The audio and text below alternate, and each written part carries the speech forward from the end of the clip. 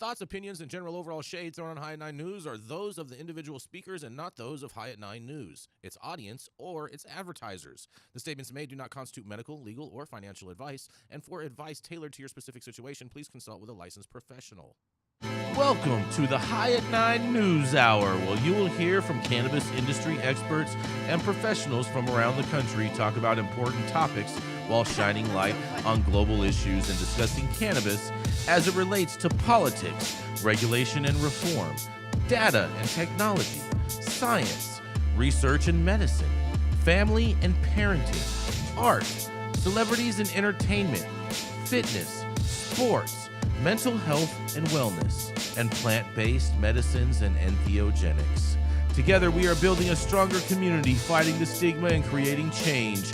With your hosts, Jason Beck and Rico Lamitte, joined by special industry expert correspondents from around the country, and daily antics brought to you by Cannabis. Coming to you live every Monday through Friday at 9 a.m. Pacific Time and high noon on the East Coast. And thank you all for getting high at 9 with us.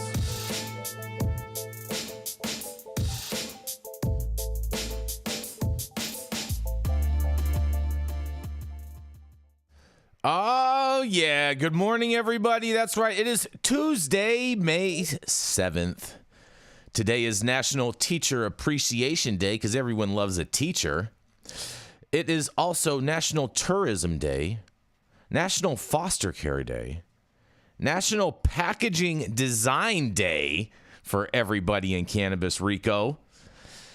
Pack it up, pack it in. National Barrier Awareness Day.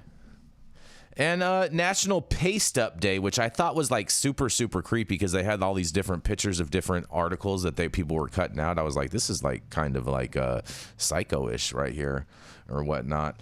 And it's also, Rico, this will be your favorite. It's National Roast Leg of Lamb Day. Was that my favorite? Roast leg of lamb. That's it right there. Yeah, I got gout. I can't eat lamb. You can't eat lamb. Bah. Well, thank you for joining us and getting high at 9 with us. It's also high noon on the East Coast. And please remember to like, share, and subscribe to us on all social media platforms. You can look up above on your screen to see exactly where we live on the internet. And we are live every Monday through Friday on YouTube, Rumble, Twitch, Twitter, Instagram, Facebook, and on our very own website at www.highat9news.com. And Rico, we must give a big round of applause because you'll never guess who we have back in the studio today. We have Adam back with us today. Oh my. Yes, from his fantastic vacation on the East Coast visiting his parents. He is now back with us. And we also have our good buddy Andrew over here from OCB Brands over here in the building with us today. So Andrew, it's good to see you, and thank you all, everybody over at Republic Brands. We appreciate you all. Building. Yes, but kicking it off first, that's right, we have the dope dad himself, Mr. Rico Lamitte, the baby formula spiller. The baby milkshake shaker. He's 4 years old now. You know that, right? That's fine, bro. You're still. I don't care about none of that, Rico. All right, because as far in my mind, in my mind, it's still little baby Zozo. All right, and then you are still the dope dad. That's right. It is the dope dad himself, Mr. Rico Lamitte. Oh yeah. Oh, we got audience. We got live studio. Oh yeah, studio bro. We got shit going on today, bro. It's a Tuesday. Yeah. Oh.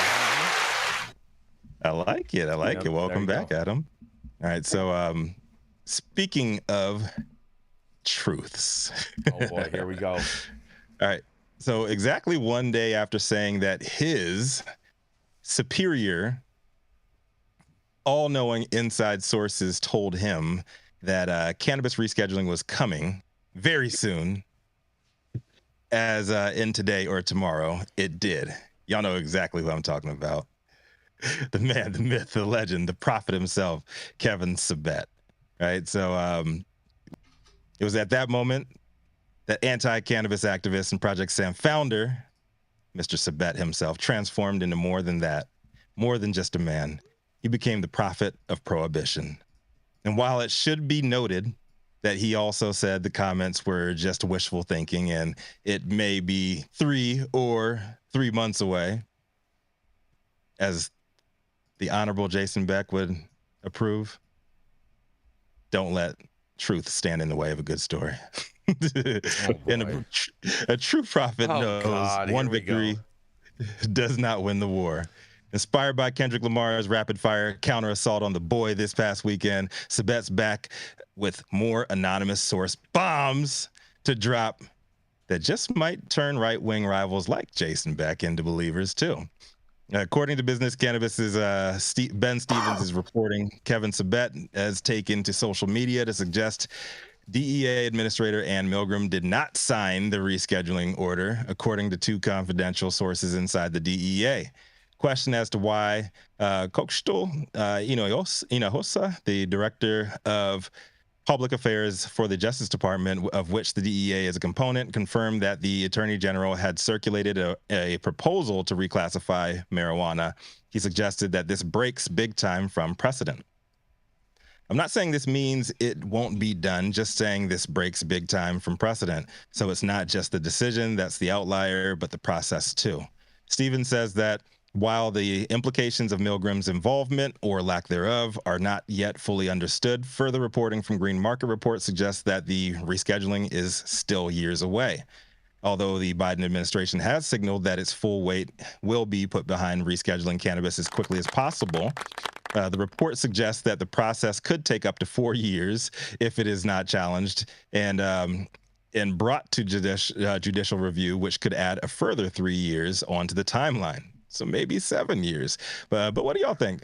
No pot for Eustradamus has blessed us all with more tea leaves suggesting that the DEA ain't got his house in order. Does that mean last week's news was invalid? Should these sources even be believed?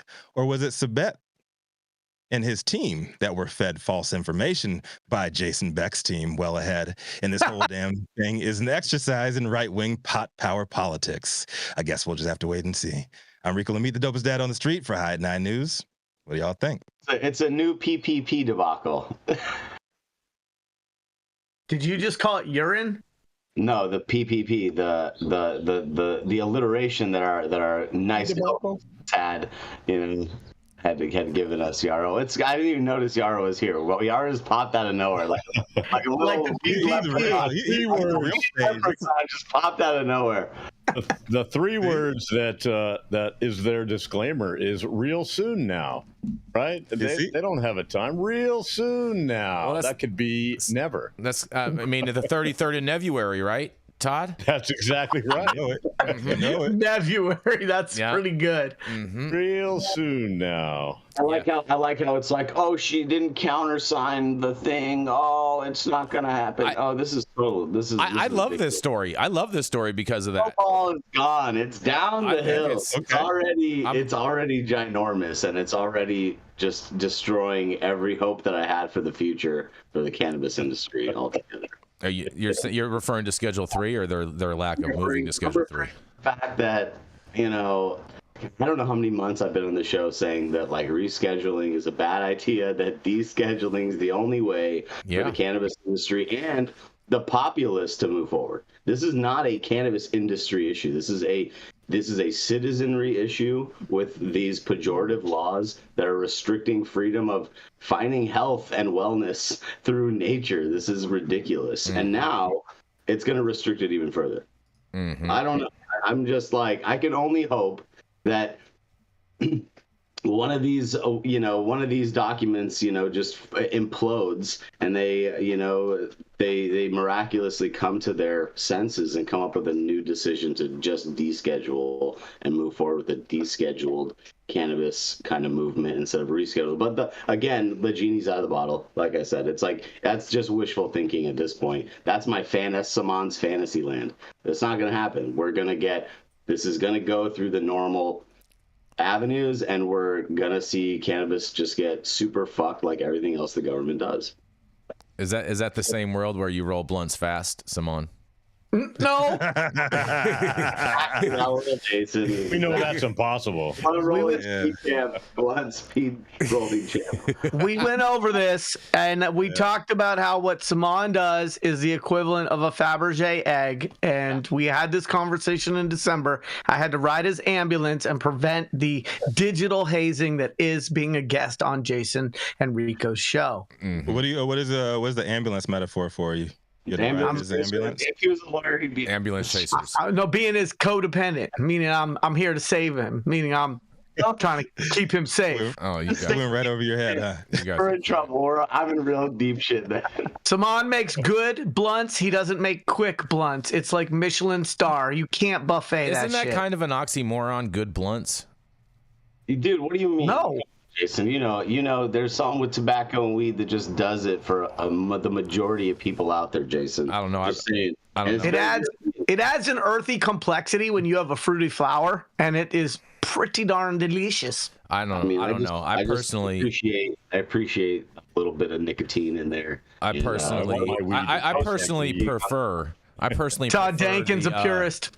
I personally prefer the Silver Expert papers by OCB. Personally. Oh, me too. Those the slim ones. The slim ones. Those are the ones. Those are the business right there. Well, Rico, I love your little prohibitionist talk, and I love this little your little rant in regards, and hey, hopefully, if we're lucky, the fact that she didn't sign off on this will translate into rescheduling getting removed or not happening, basically. So it'll happen. Yeah, it'll happen. I think it's gonna happen too. I think it's gonna happen too. She doesn't. Yeah. No, she doesn't. No, she's a drug warrior. She's a drug warrior. There's no reason that she would want to do that. She's fighting for the descheduling. She goes, I'm not signing that because Saman doesn't like it. So let's just deschedule this bitch. Yeah. No, I mean, look here. I said it. I think I said it the other week. I mean, look, we've all known that our the divisiveness in the industry, the division in the industry, has led the MSOs, these gigantic corporations who we all love to talk shit about, and we love to pull their card and drag them through the mud, but we just let them pay for the lobbyists to get in there for the last 7 years and really, or 5 years, I guess, and really hammer this issue home with the lawmakers. Mm-hmm. So it's no one's fault but our own that we didn't pool the money to help that situation, right? But it's all just a game of numbers. And unfortunately for us, the farmers and everybody whose heads are down in this time planting their farms so that they can have a successful harvest in October, they're not worried about politics. No one's worried about the money. That has always confused the hell out of me within the cannabis space, is that everyone always expects some other company to do their government affairs work, and the lack of governmental sophisticated echelon in the cannabis space is seriously lacking and is going to diminish the cannabis industry once it goes to Schedule 3. But nonetheless, we got to go to a commercial. We're going to be right back.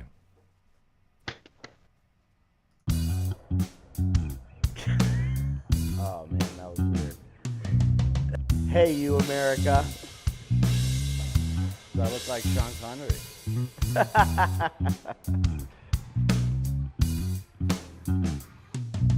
Good morning, America. Saman Razani coming to you live from sunny Los Angeles, California, with the one and only highest host, Mr. Jason Beck, smoking on the best weed in the world. Did you know that we have an audio-only version of our podcast? You can find it on Apple, Google, Amazon, iHeartRadio, and Spotify. No excuses in 2024. If you haven't checked us out, check it out now. And also, check out what the Prophet's doing in 2024. That's right, you should. As you should, Yarrow. All say hello. Say hello and hi again. Down in Newport. Oh, yeah, there we go. You guys are funny. Y'all know who it is up next. It's the head honcho here at the Hyatt 9 News Studios, known for smoking the best weed in the world, and he still claims that his sources are infinitely better than Kevin Sabat's. Mm-hmm, they are. Here to take the stage, y'all know who it is. Jason Beck. It's just, hey, man, you can hate the player all you want, but it just is what it is, bro. Don't hate the player, hate the game, Rico. But let me tell you who's really hating, okay? Some shit's going on, man. Because there's some doctors issuing thousands of medical marijuana cards, have disciplinary hearings involving drugs, you guys. Records show some Pennsylvania doctors approve tens of thousands of medical marijuana cards every year. Some of those doctors have disciplinary records with the State Board of Medicine. Records obtained through a right-to-know request show Dr. Roxanne Rick of Moorville approved more than 27,000 marijuana cards in less than 5 years. Action News Investigates ran those numbers by Dr. Libby Stout, a psychiatrist who studies medical marijuana, and she says nobody recommends any medication with those kinds of numbers, Stout said. Reached by phone, Rick said she did not want to do an interview before ending the call. She said the number of cards issued is not relevant to medical marijuana. She also said she is not really treating patients. In a quote, "That is so wrong. How can you make a recommendation and you're not treating patients?" Stout said. State law requires doctors to certify a patient has one of 23 conditions to qualify for a medical marijuana card, and doctors need state health department approval to be in the program. Doctors charge typically $150 to $200 to evaluate a patient, and the law has no limit on the number of cards a doctor can issue. Action News Investigates found a Philadelphia doctor issued more than 43,000 cards, and 2 other doctors in eastern Pennsylvania wrote more than 30,000 each. Action News Investigates asked State Health Secretary Dr. Barbara Bogan, who oversees the medical marijuana program, if she had any concerns about those numbers. And she says, different physicians will have different numbers of patients depending on their practices, Bogan said. Asked if she, as a pediatrician, would want to see 10,000 patients per year, and Bagdan said, I can't comment on that number now. State records show Rick began certifying medical patients in 2019, and the same year her medical license was fully restored after a 16-year suspension and probation period. In 2003, the state medical board suspended Rick's license after she pleaded guilty to federal charges of drug distribution and possession with intent to distribute. She was sentenced to nearly 5 years in prison. No wonder she does medical cannabis recommendations, but nonetheless. According to court records, a Pittsburgh police officer was her muscle or enforcer for selling drugs. He was also convicted and says, in quotes, "It's very concerning," Stute said. Rick said her ability to issue marijuana certificates is not pertinent to any post-disciplinary history, and she also said, "We don't touch products. We don't recommend products." And Rick is not only the only marijuana doctor with a disciplinary record. Dr. Vera Sherman issues medical marijuana cards from an office in Homestead, and she also sells CBD products. Records show she did about 2,500 certificates in 6 years. In 2019, the state medical board found Sherman gave opioids to multiple patients without obtaining a drug screening or documenting their response to other medications, and one patient died. Sherman contested the findings, but the board fined her $4,000. Sounds like a True Leave case right there, but nonetheless. The mother of the patient who died, Nicholas Classic, sued Sherman and other physicians for malpractice, and Sherman and the other doctors denied the allegations. The case was settled. Reached by phone, Sherman told Action News Investigates that back then everyone was over-prescribing because there was no guidance from the CDC. She said her patients came in at high doses. I decreased those doses. And in 2001, the medical board suspended the license of Dr. Marcellus Bogues for prescribing methadone to a heroin addict without keeping any records, and his license was reinstated in 2004. He was approved more than 18,000 marijuana cards. And when Action News Investigates asked Boggs about his disciplinary record, he said, "It's nothing to be ashamed of. It's part of the practice of medicine." Bogan said the state reviews physician backgrounds before approving them for medical marijuana program, and asked if she had any concerns about doctors with a drug-related disciplinary history in the program. Bogdan said, "I can't talk about individual physicians, and I don't have specific examples, but all I can tell you is the process that we go through to certify physicians is a rigorous process that includes a review of their experience." We shared our findings with Luke Nefradius of Smart Approaches to Marijuana. Oh, this is Kevin Sabet's little underling, a group that opposes legalization of marijuana, and he says, "I think it just gets at what we all know, which is that it's a farce of a program, and there's a lot of sketchy people that practice in it." No. Anthony Patrick Nightingale advocates for medical marijuana legalization, and he says one of the fortunate things about cannabis is how safe and how how tolerated it is, he said. But Stute said much is still unknown about marijuana's effects when combined with other drugs, and it says there may be people that are dying or have died of drug combination, and they're mistakenly thought that they had an accidental overdose, she said. The state has approved about 1,900 doctors to issue medical marijuana cards in Pennsylvania, but records show a small fraction of those doctors approve most of the cards.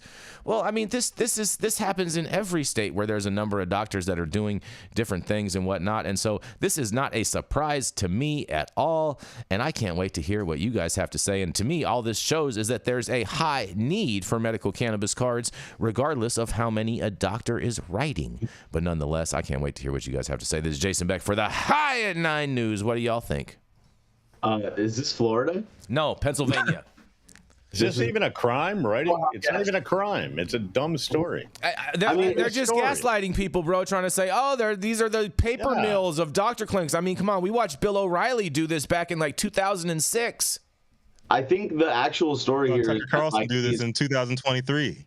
I think the story here is actually that like doctors will prescribe the opioids. They'll prescribe anything, that like doctors are not the ones that this should be in the hands of, which is exactly the point of like descheduling versus rescheduling. Yeah, that's a good point. I mean, in reality here, it's like the abuse is going to happen, and it's going to happen more with narcotics. Cannabis is not a narcotic. We all know that. There's actual, proof now that we can thrive as a society if we allow cannabis use and not penalize and be punitive to people that want to use cannabis as an alternative medicine or as a adult use thing like alcohol. I mean, it's kind of ridiculous that we're actually going backwards through this when we already know that the system, the medical system here is completely broken in this country. And we see doctors who the quote said everything. This is part of the medical practice, right? It's dealing with the malpractice lawsuits and dealing with these types of things. Those guys have to be flexible too. And the number one, opportunity for them is to tighten up with those pharmaceutical companies and to get the kickbacks that come with those. So it's the corrupt from the bottom down and the top up. So it's or the top down and the bottom up rather. But I want to give a shout out to Dr. T, the real doctors out there that are really educating folks, and a big happy Teachers Day to doctors like him and the other ones that actually know the industry and know what cannabis is and are actually educating their patients on this stuff. Because for those who don't know, the word doctor is actually a Latin word that comes from docere, which means to teach. So doctor means to teach, and doctors should be teachers, and they should be educating us about the real effects of cannabis and the real benefits of cannabis. And a lot of the doctors that we've been grinded out over the last 100 years, since it was in the Rockefellers and JP Morgan, actually funded like the modern doctor movement. They need to actually learn some shit and stop peddling these they need somewhere to drugs and opioids that they push on us. Well, all I have to say about go ahead, Saman. I said they need somewhere to put all those petroleum byproducts. Absolutely. Well, I was just going to say this just goes to the point of, we need more of weed for the people. Yes, we do. Yes. And on that, we are going to roll right on in to Mr. The voice of the magical voice. He's the bald man who hails from Nevada, who loves to test cannabis at Digipath Labs, his lab out there in the great state of Nevada. And he also has where you can also buy your digital dank over at the Smuggleverse, which just sounds like it's all kinds of shadiness going on. That's right. It is another. I mean, it's called the Smuggleverse, bro. It's like the new Silk Road to get all of your digital dank. That's right. It is none other than Mr. Todd Denkin. And the crowd goes wild. Thank you for that intro. And don't forget our new lab in Phoenix, Arizona. Oh, no way. You're in Phoenix now, too? Yes, sir. Congratulations. Congratulations. Yes, Look at that. Thank you very bro. much.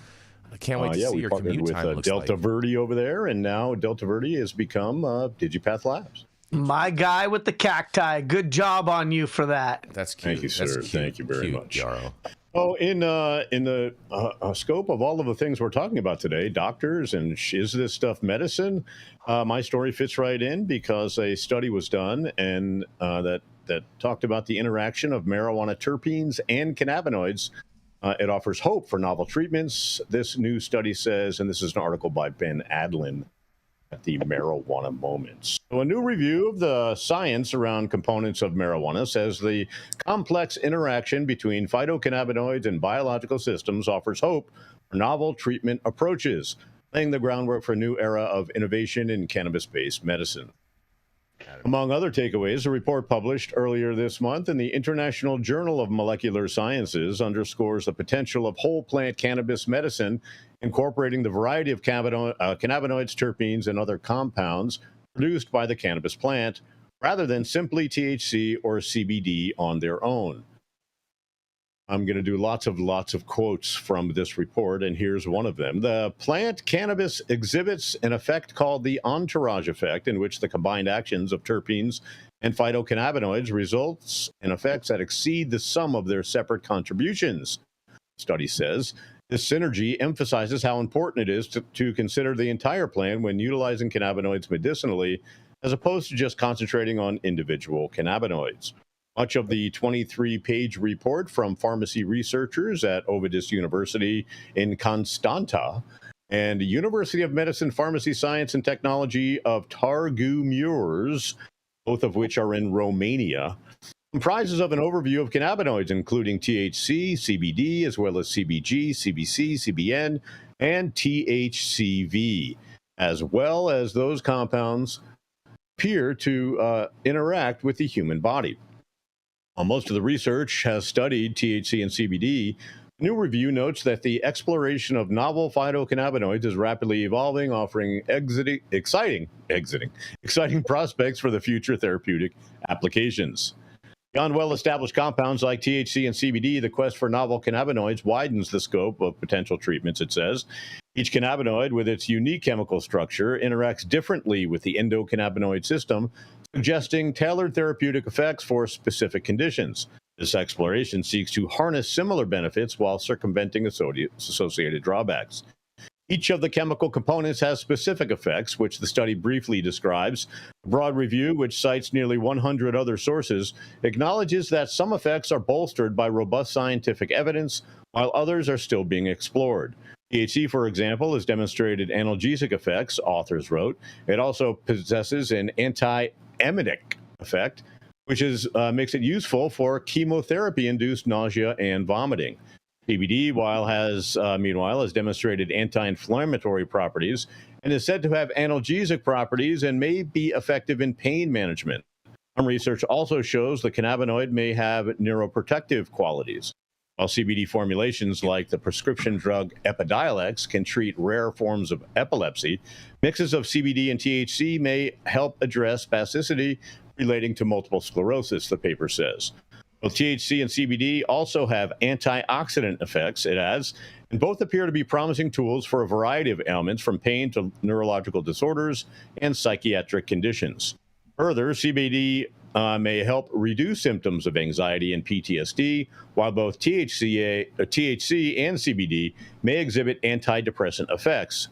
While some findings suggest that cannabinoids may have mood-stabilizing effects and enhance serotonin signaling, the evidence is inconclusive and further research is needed, the study says. CBD may also reduce cravings and withdrawal symptoms of alcohol and opioid use disorders, the authors said. And the evidence is preliminary and more research is needed to establish its efficacy and safety. Both THC and CBD have also been investigated as possible sleep aids, though results are still preliminary and so far mixed. Some patients experiencing improved sleep, while others experience sleep disruptions. As for treating cancer, the report says that the studies have indicated that cannabinoids can exert anti-tumor effects directly by inhibiting cell proliferation and inducing apoptosis, or indirectly by inhibiting angiogenesis, invasion, and metastasis. In vivo and in vitro research has demonstrated the efficacy of cannabinoids in modulating tumor growth, although the anti-tumor effect can vary depending on the type of cancer and the concentration of the drug, it continues. For cancer patients, it is crucial to comprehend how cannabinoids control immune system interactions and other biological processes related to carcinogenesis, such as cell cycle progression, proliferation, and cell death. Additional research in this area is also necessary. As for minor cannabinoids, compounds such as CBG and CBN appear to have antibacterial effects, researchers found. CBN itself also appears to be a mild sedative, which could be relevant for treating sleep disorders. THCV, meanwhile, may act as an appetite suppressant and a potential treatment for diabetes. Cannabinoids may also be helpful in treating trauma wounds. Authors noted potentially reducing perceived pain, inflammation, and secondary tissue damage. At the site of injury, cannabinoids may decrease the release of tissue activators and sensitizers, modulating nerve cells to control tissue destruction and immune cells to prevent the release of pro-inflammatory substances, they wrote. This modulation helps minimize pain and temper post-injury responses associated with inflammatory injury. The review also assesses the challenges and controversies surrounding research and use of therapeutic cannabinoids, including legal and regulatory obstacles that still vary widely across the globe.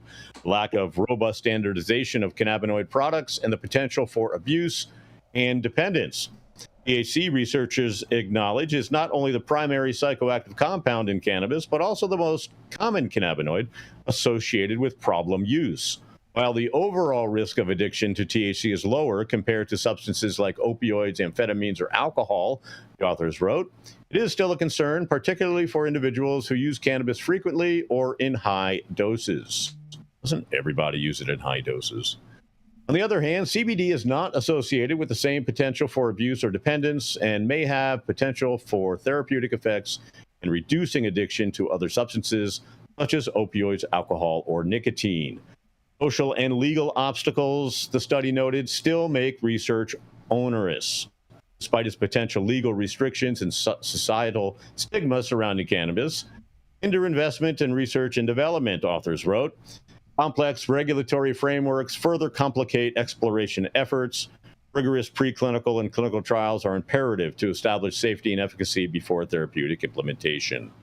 As cannabinoids in the body's own endocannabinoid system continue to be better understood, researchers expect even more potential in managing various pathological diseases. Earlier this year, for example, a study looked at the collaborative interactions between cannabinoids, terpenes, and flavonoids, the other molecules in the plant, concluding that a better understanding of the relationships of chemical components is crucial for unraveling cannabis's complete therapeutic potential. Other research that happened recently by the National Institute on Drug Abuse found that citrusy-smelling terpene, also known as limonene, could help ease anxiety and paranoia associated with THC. Researchers similarly said that the finding could help unlock the maximum therapeutic benefit of THC. A separate study found that cannabis products with a more diverse array of natural cannabinoids produce stronger psychoactive experiences in adults, which also lasted longer, a high generated by pure THC. And in 2018, a study found that patients suffering from epilepsy experienced better health outcomes with fewer adverse side effects when they used plant-based CBD extracts compared to purified CBD products. Also last year, and finally, scientists discovered previously identified cannabis compounds called flavorants, which they now believe are responsible for the unique aromas of different varieties of marijuana. And previously, many had thought terpenes were alone were responsible for the various smells. Interesting to add to this is a similar phenomenon is also being recorded now around psychedelic plants and fungi. In March, for example, researchers published findings showing that use of full-spectrum psychedelic mushroom extract had a much more powerful effect than chemically synthesized psilocybin alone. They said the findings imply that mushrooms, like cannabis, demonstrate an entourage effect. Well, I think this is all great news for cannabis exploration and cannabis medicine. and it shows that we've been right all along, doesn't it? Yes, it does. It definitely does. I'm agreeing with you on that, Todd. Yeah, it's great news. I mean, it's great that that's the one thing that or rescheduling does. It allows for research and development and all of these studies. So would descheduling.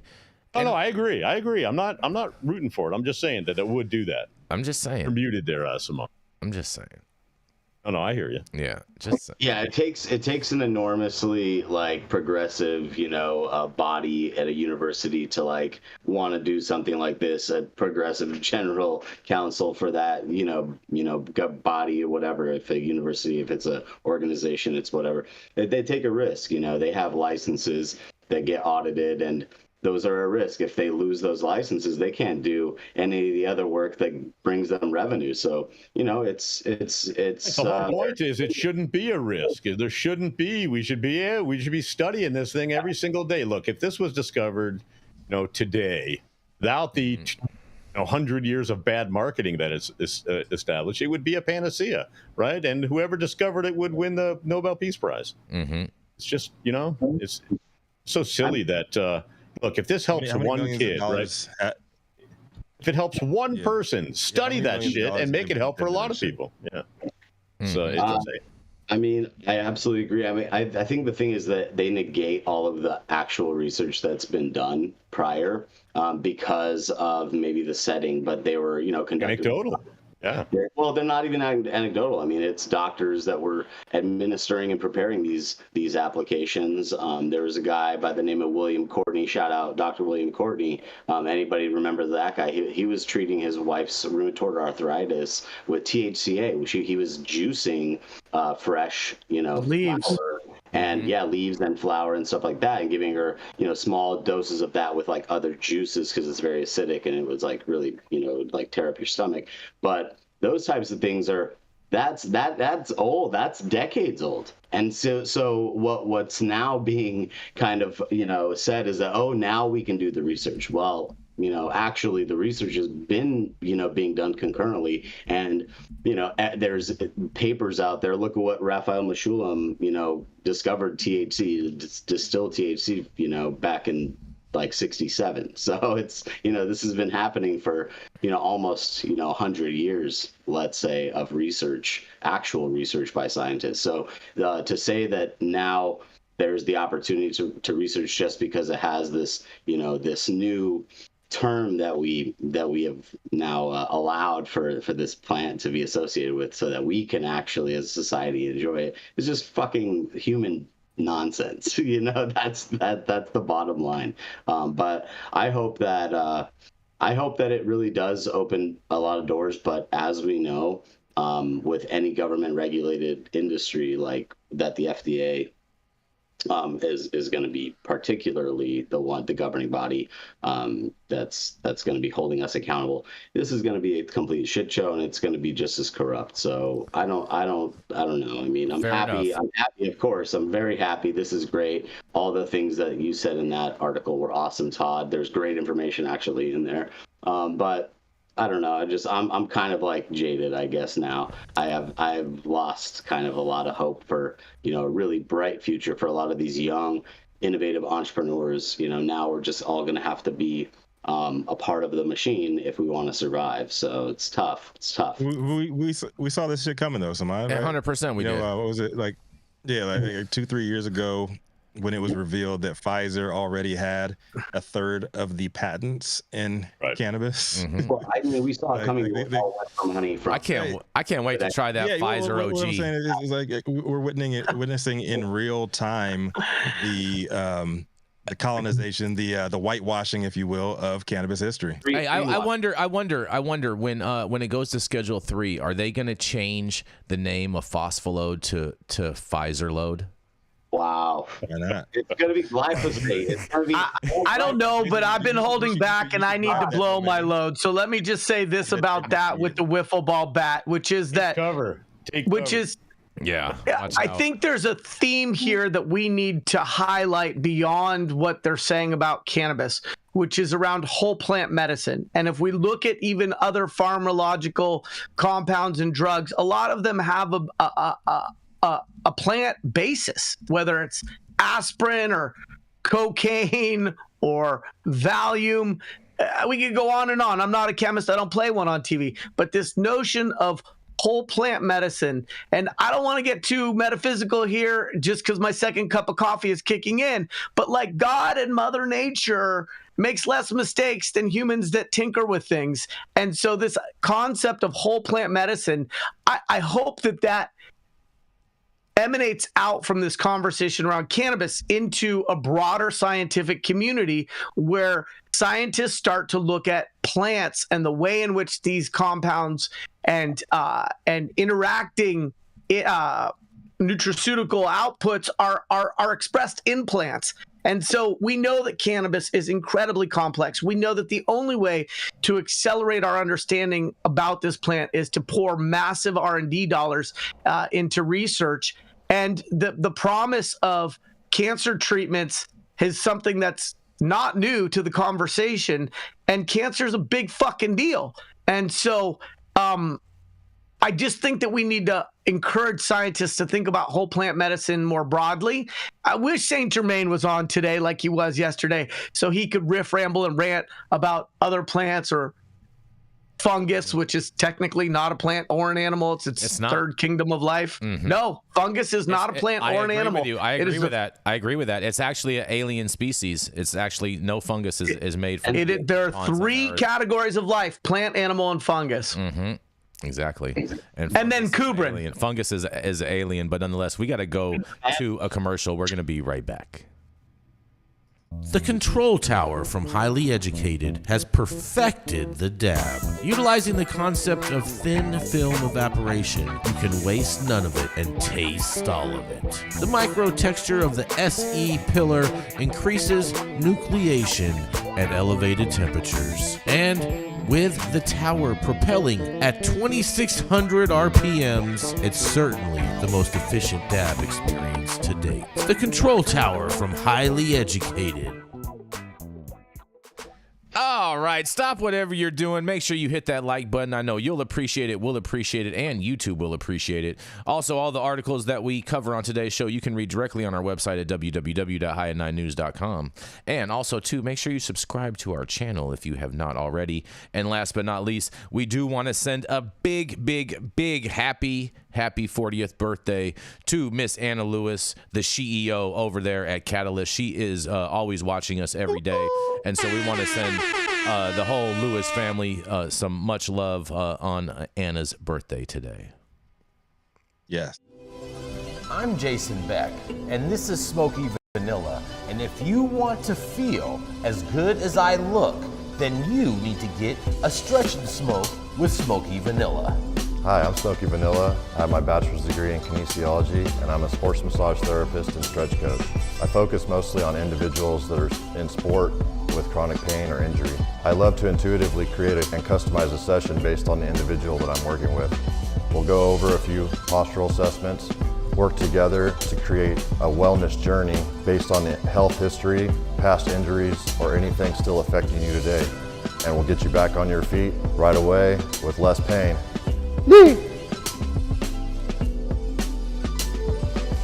We're about to stretch, and then we're gonna smoke, because we're gonna get on our stretch and smoke.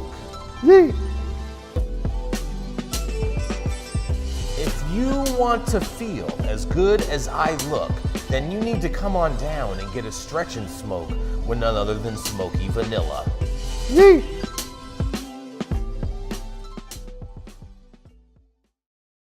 Oh, yeah, banana dealers of the world, baby. The only proper way to eat a banana is with a knife. Oh, God. That's what Lorena Bobbitt said. Up next, he's an award-winning solvent extraction pioneer with 15 years in the game, and now he has been focusing on helping women say hi. Hello, hi again. Hello. You know? He's coming to the stage to teach us a thing or two. Saman Razani, what do you have for us, man? Hello, all you dreamers out there, all you agnostics in the world and in the chat. See you out there. All right, so I have a interesting story today. I'm sorry. I'm a little depressed about all the news. I know I should be excited. I'm sad to see it slide, and I'm sad to see the rise of what we knew what was the inevitable. So I'm gonna get over it. But Get over it, Saman. Today's story. Thanks for bringing us down, Saman. Yeah, exactly. Really, we're having a great show. Level. Everyone's feeling good. Yeah, stop bringing the mood down, Saman. Let's hear your story. Scientists are doing real good stuff. My story today comes from Marijuana Moment. Kyle Yeager. Biden should release people in prison for marijuana, defense lawyer groups tells White House. So at least someone's fighting and there's some advocacy for the prisoners that are still left. Hopefully there's some real change that comes out of all this Schedule III stuff. The National Association of Criminal Defense Lawyers, NACDL, is calling on the Biden administration to decriminalize marijuana and commute the sentences of people still incarcerated over federal cannabis offenses. In a recent letter sent to the White House officials, the association said it is advocating for the immediate commutation of sentences, compassionate release, and second chances for persons convicted of nonviolent marijuana offenses. The letter was sent last week on the same day that it was revealed that the Drug Enforcement Administration has agreed to move cannabis from Schedule I to Schedule III of the Controlled Substance Act. The continued prosecution of marijuana crimes continues to cause irreparable harm on real people and their families, it says. Men and women languish in federal prison across the country for conduct today that has been legalized in many states and under statutes that have been rewritten to reflect the evolving landscape in the field of marijuana. NACDL then summarized the case of our clients. Out of many that deserve the president's serious consideration in receiving presidential clemency and what has extolled as what every American deserves, and that is a second chance, the individuals are serving decades-long sentences for nonviolent cannabis convictions. We hope that you will consider these clients and the 26 of our other clients who are incarcerated for marijuana offenses and whose clemency petitions are pending before President Biden. In granting them clemency and a second chance, the letter concludes. In a press release last week, NACDL President Michael Heiss also weighed in on the administration's move to reschedule marijuana, calling it a positive step, but one that should be followed up with congressional action to legalize cannabis and enact regulations and provide retroactive sentencing relief for individuals incarcerated for federal marijuana offenses. While President Joe Biden has granted mass pardons for people who have committed federal marijuana possession offenses, he draws a distinction with cases involving the cultivation and the distribution of cannabis. Late last month, the president did issue another round of clemency to more than a dozen people with nonviolent federal drug convictions, though none of them involved marijuana. Vice President Kamala Harris promoted the administration's pardons at a White House event last month, reiterating that she doesn't believe people should have to go to jail for smoking weed. She previously hosted cannabis pardon recipients at an earlier event where she called for the marijuana legalization behind closed doors. Advocates are encouraged to see the administration continue to grant and promote clemency for people criminalized over drugs. But this latest round served as a reminder that thousands of people remain incarcerated over federal marijuana offenses. Last month, 36 members of Congress implored Biden to grant clemency to all Americans currently in federal prison over nonviolent cannabis convictions by commuting their sentences, pointing out that the pardons he issues to date for simple possession cases did not release a single person from incarceration, which is an interesting statistic there. But as the election approaches, it is clear that the administration recognizes the popularity of cannabis policy reform. Both Biden and Harris touted their reform actions at exactly 4:20 p.m. ET on the cannabis holiday 420 last month, for example. Poor taste, Kamala Harris. The president also discussed the marijuana actions in March during the case of the in the State of the Union address, and that's the rest of the article. Look, obviously,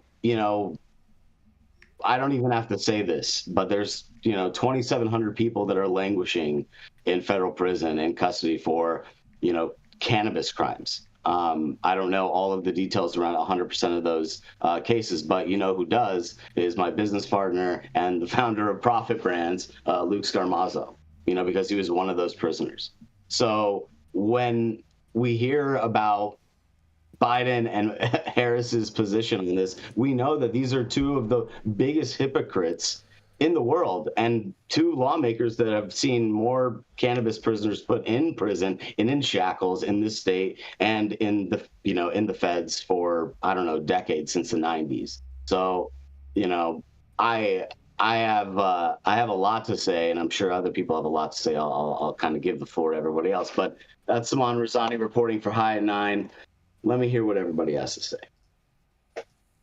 I don't know what the holdup is. I don't know why they just don't do it. Like, right? I mean, what is it they're waiting for? Mm-hmm. Just fucking do it. Exactly. Do it. No? It's like Nike. They need to listen to Nike all of a sudden. True that, man. You know what I mean? Yeah. Hell yeah. Where's the Bo Knows campaign when you need one? Yeah. Maybe we could be a Ricky Williams campaign. Yeah. Where's that Kaepernick campaign, Jason? Kaepernick ain't got no. Kaepernick can't campaign because he's too busy taking knees. Look, the social justice impact league coming from all these hypocrites. So put it on the calendar, because we're going to show up to every one of these states, and we're going to make sure that everybody knows that there is real reparations for real people who have been affected by cannabis, of all diversities, of all backgrounds, and it's because of these screwed up laws and frankly the pushback we have from the larger industries outside of ours. So it's going to happen one day. We'll see, Todd, but I agree with you. They're just all talk. Kamala Harris doesn't care. Joe Biden. No, it's not that she doesn't care. It's that they're actually doing the opposite of what they're saying. They are talking about reducing the harm, and they are creating harm. And it's the ultimate gaslighting. It's not the gas taste, but it's the gaslighting. And so when she says that nobody should be in jail just for smoking weed, weed doesn't just magically arrive in your mouth. It takes Saman an hour and 20 minutes just to roll a blunt. Where does the weed come from? Where is the supply chain? And why is the supply chain not? Why, when they say nobody should be in jail for smoking weed, that weed has to be grown, distributed, transported. People have to have reasonable remuneration for the time and resources that it took to create that cannabis. And so it's disingenuous. They have this teeny little viewpoint like, oh, well, if you have a joint in your mouth, you don't go to jail. Well, what about all the things that had to happen before that in order for someone to have that joint in their mouth? Exactly. Thanks for pointing that out, Yarrow. Great point. Exactly. I'm glad you picked up on that. Exactly that. And on that, we got to go to our. Oh wait, we don't have a fourth commercial today. No, we don't have a fourth commercial today. We got to keep this thing rolling, bro. We got to keep this train rolling. We're gonna roll. Rico, you want to introduce Yarrow since you got a full day today? We could do it, man. All right, up next, y'all know who it is. It's Sebastopol Sage, the man who comes down from his hood up in Northern California, and when he's on my streets, he knows that he's not the dopest dad around these parts. But you know what? Shots fired. It's gonna break us off with a little bit of news to reclaim his throne as the pot prophet himself. I love when you call me the Sebastopol Sage, because my son's name is Sage, and my son watches the podcast, and he always hazes me by saying, Dad, you're the second dopest dad. Rico's got you beat. Yeah. So Third. the haze. Actually, yeah, I'm second dopest, I'm silver medal. And I'm older than all you guys. So. Tell him. You're on another level. Mr. Dank is pulling rank. Okay. And hold on. Right. And Todd has a testing lab, so he has tested more weed than you have, Yarrow. And it's no surprise that my last name is Dank. Exactly. Yeah. Dankin. That's his real last name. Yeah, we're renaming you Botrytis. We're renaming you Botrytis. All right, my article today, because I got a hard stop in 5 minutes, is about the Middle East. We need a little bit of news about the Middle East that isn't as terrible as the rest of the news in the Middle East. So, without further ado, Yarrow Kubrin, High at 9 News, Tuesday, May 7th here. Has Israel become the Arab world's new source of illegal cannabis? After more than 75 years during which there was a one-way traffic of cannabis and hashish in commercial quantities from the neighboring Arab countries, Lebanon, Egypt, and Jordan, into the state of Israel, it seems that during the last year there has been a historic change in the trend, with reports of thwarted attempts to smuggle cannabis and hashish out of the state of Israel towards the Jordanian kingdom. Does this mean that Israel is indeed becoming a central hub for smuggling cannabis and hashish and maybe drugs too into the Arab world? And who are the main factors that led to this unprecedented situation? A tradition of importing cannabis and hashish to Israel from neighboring Arab countries. Long before the establishment of the State of Israel, the hashish movement in the Levant region moved mainly along the Lebanese Egyptian axis. On the one hand, Lebanon, the largest producer of hash in the Middle East, and on the other, Egypt, the largest consumer of hash in the Arab world. The land of Israel was mainly used as a transit station on the way to the large markets of Alexandria and Cairo. However, after the establishment of the state and the consistent increase in the local population, Israel became a destination in itself for hashish smugglers from Lebanon, and not only from Lebanon. Already in the 50s in the last century, the first reports began to be published about caravans of Bedouin camels carrying sacks full of hashish making their way from Jordan to Israel. I would love to be on that trip.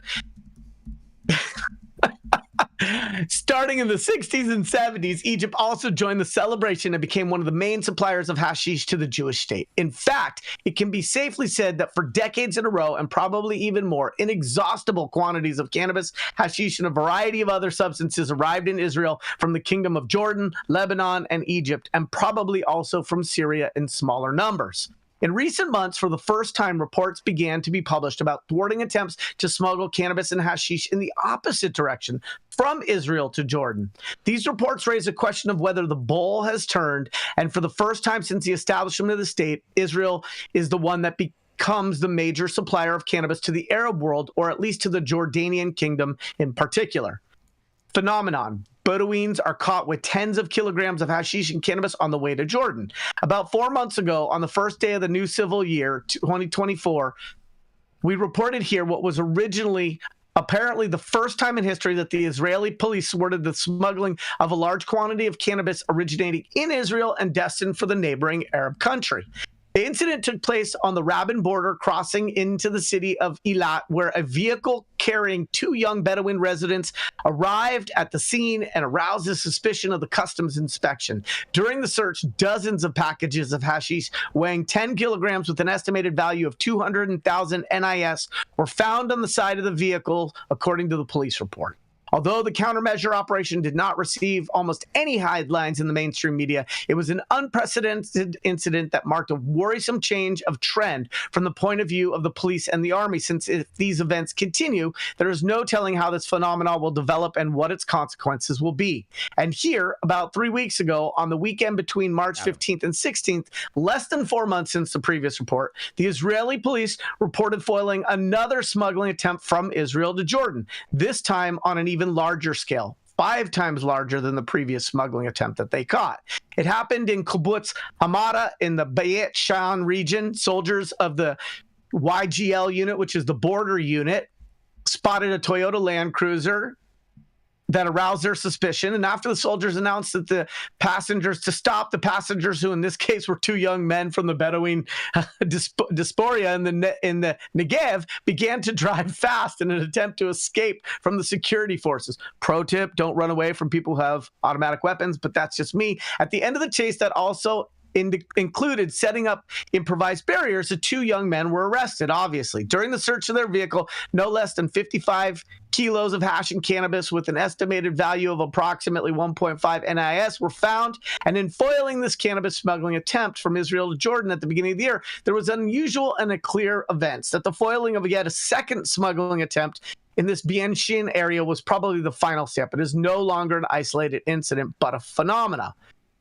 So let's talk about some of the reasons why. The drop in cannabis prices in Israel, the reversal of the historic trend that led to the fact that for the first time Israel is the one supplying cannabis and hashish to the neighboring Arab countries and not the other way around, can be attributed to at least two important factors. The first is related to the size of the cannabis market in Israel, and the second to the state of the drug market in the Jordanian neighborhood, or to their Jordanian neighbor.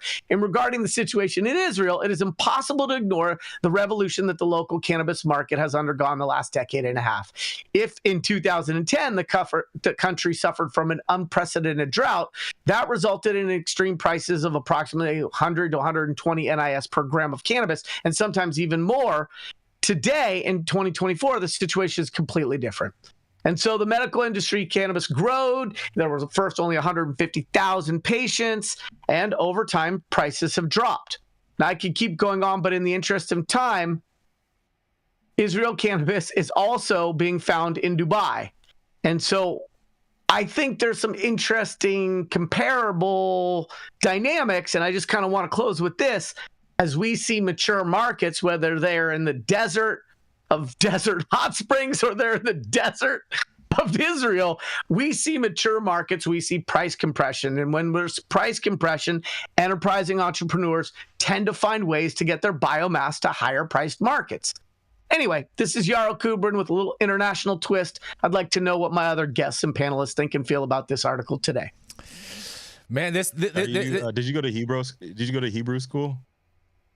No. I mean, I was trying to read that thing. You have to hit the translate button. You have to hit the translate button. There's a translate button up at the top. I hit the translate button, and it's still like right oriented. It's like weird. Like you have to do it on Chrome, bro. You have to do it on Chrome. You can't do it on. I didn't go to Hebrew school because my kids were more hippies than Jewish, and I said I didn't want to get a bar mitzvah just to grab grandma's money. And I grew up in a neighborhood that didn't have a lot of Jewish people. My children went to Hebrew school, and then.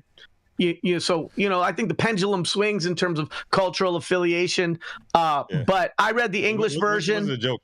Yeah, it was a joke. I just thought it was interesting. And I could ad-lib the pronunciation of anything in that article. And if I ad-libbed it, nobody's going to know if I mispronounced it. All right, hold on. Let's talk about the story for a second. Let's get into the story for a second. Yeah, I was getting to Jason before you said, "Oh, yeah." You got Yarrow all fired up, bro. You got him all riled up right now. I'm trying to lead into it, bro. So I mean, this just highlights the story. What I was gonna say there is like, it was inevitable that Israel was going to be turning into the trap, to the trap central of the Middle East. Well, hold on, but Rico, this just remember the story we covered. I think is about maybe 6 or 8 weeks ago or so. That was talking about the smuggling that was going on in Israel and Gaza and everything, and how they were saying to boycott.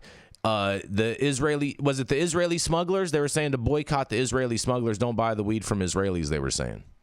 And now we have this article that's coming out today. Yeah, because they were I think they were like blocking the Moroccans. They were trying to get. Yep, exactly. Mm-hmm. Yeah, and they said they were going to boycott Israeli hash. Mm-hmm. So and we called it, did we not, Jason? We said the trap is going to thrive. It's going to thrive. And look, we got this article today. Yep. And man, you got to see the pictures. The pictures are amazing in this. You can check it out on our website at www.highat9news.com. But like this is traptastic photos, bro. They are pretty traptastic. Yeah.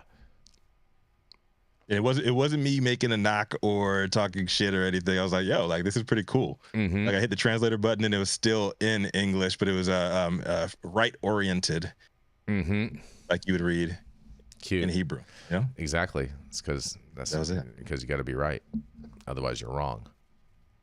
That's just how it works, Rico. And nothing is left. Speaking of the right and wrong, I'm gonna just roll into this last story for you so we can wrap this thing up. And I'll try to summarize it a little bit for you guys too. But it appears that Delaware releases proposed regulations for adult use marijuana sales, you guys. Marijuana operators and other stakeholders and the general public in Delaware have until June 3rd to weigh in on a litany of proposed business rules and regulations related to the rollout of adult use sales next year. The regulations issued last week cover a variety of topics, including retail, cultivation, processing, and testing protocols, applicant requirements, and security and safety measures.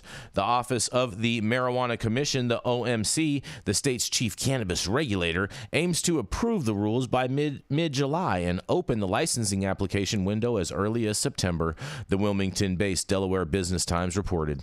In Delaware, as in nearly every other regulated market, operators will be required to follow all marijuana plants and products from seed to sale, yada, yada, yada. We're all good with that. Under the proposed rules, applicants awarded conditional licenses must identify a physical location for the business, gain approval from regulators for that spot, and become operational within 18 months. Interestingly, marijuana cultivation sites must have an environment and sustainability plan that includes efforts to minimize operational impact and minimize water usage. And some rules could be challenging, they say, you guys. They say, while single-serve edibles and beverages may contain up to 10 milligrams of THC, the total package can only hold 50 milligrams of THC, and tinctures, however, can contain up to 300 milligrams of THC per package. And other product packaging and design restrictions include shapes. I mean, how do you not have something that's not a shape? That's just crazy. Colors or characters identical or similar to commercial candy or cartoon characters, and anything likely to appeal to children, such as a bright cartoon-like colors, shapes associated with children's products or characters from children's media. Branding elements, geographical imagery, or multiple colors except for minor manufacturing or regulatory markings, as well as other essential elements such as tamper-proof features or informational text. Neon colors are banned. Man, this thing just goes on and on and on. They're going to have a whole bunch of restrictions over there in Delaware, but it seems like they are making some progress. And I just wonder if it's because maybe Sleepy Joe needs some sleepy weed. But nonetheless, this is Jason Beck for the High at 9 News. What do y'all think about this? How they gonna have all those rules for cannabis businesses, but you ain't got no rules at all to start a Delaware business? Right? Oh, a Delaware corporation? You're funny. Oh, Sleepy Joe. That's Sleepy Joe's hometown. Yep. Like, what? Yeah. Home state. Exactly. All these rules and stipulations. Why don't they impose that on anybody starting a Delaware corp? Mm-hmm. It's crazy. That's how Hunter gets away with all his shenanigans. Oh boy. Oh boy. Oh boy. Oh boy. Well, that's what we got for you today, you guys. Delaware. It sounds like they're moving forward. They're making some progress. Shout out to Delaware, though. Shout out to all the Delawareans out there. Shout out to the Amtrak that's been bringing Joe Biden's ass to D.C. for the last 50 years in Congress. Yeah. Shout out to Amtrak. Get him out. Yeah. That's how America gets around. I guess. You got nothing on this one, Saman? It's America's track. It's America's track, Rico. Amtrak. Amtrap. Oh man, I can see the trapper stealing that logo right now. All the fun little. Oh my god. Yeah. I gotta show you a logo of one of my clients. It's just sending. It's crazy. Mm-hmm. Definitely. You got anything on this one, a Saman? Mylar bag in 2 seconds. Nah, I really, I just the news anymore. He's sad today, bro. He's having a depressing day today. And it's just. Oh, he's sad because Drake got his ass whooped this past weekend. Oh no, Yeah. I'm not. I'm definitely a Drake fan. Absolutely. I mean, I don't even, that aside, but yeah, Drake got smoked like a Philly bull. Oh boy. But In no, 4 hours and 20 minutes. Saman. No, lots of good things. I don't know. The future is uncertain. We don't know when. The future is bright. We're still in purgatory. We're still in this limbo. I mean, there's everyone wants to celebrate. Everyone wants to debate. I mean, we have not moved 1 inch. We have not moved actually 1 inch. And no matter what anybody says, this is still a recommendation, and we have to see some actual action legislatively. So we'll see. You know, I'm gonna just hold my comments until I see something. Oh boy, here we go. They can celebrate all they want. Don't mean we buying it, right? I'm not buying. I'm not. I mean, I'm not buying no braids. I'm not waiting. I'm not buying. I mean, nothing's changed. Like, so. This is funny. It's just as usual. Christopher Brady, he says Drake is so dead they are going to have to bury him twice, and that Kendrick Lamar is wanted for murder.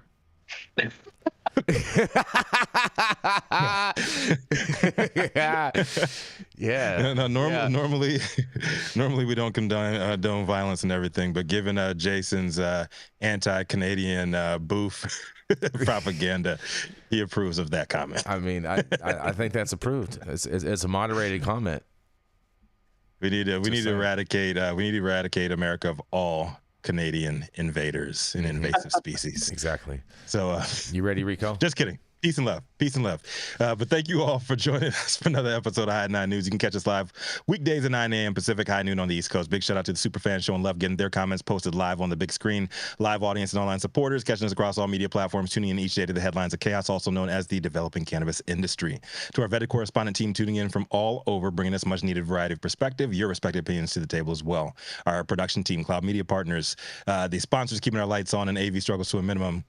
And Adam T is back in the place to be, feathering the hell out of that hair, man. I could have sworn I heard like a little toothbrush bristles going against the grain back there, just like keeping it nice and intact, like a young, slim John Travolta back there, about to get it in between the sheets. Pause. And shout out to, as always, Cannabis Sativa L, the reason the High 9 News team reads these stories every single day. Thank you as well, my baby girl. It has been Tuesday, not April, May 7th, 2024. Show's over. You've all been blessed with top industry headlines. Hope it's enough for you to put in your pipe at least until tomorrow. Saman Razani, last man standing, out there from the Mushroom Kingdom, playing with gnomes underneath the desk. I see you, man. See twiddling the thumbs. What you got for us, man? I'm just gonna live in my fantasy land out here. You know, peace and love land. Trying to be positive. You know, trying to hope for the best for everybody out there that's fighting the good fight and fighting their own battles. You know, just keep fighting, take one step every day, and it's going to be okay. And here we go, all together into the future.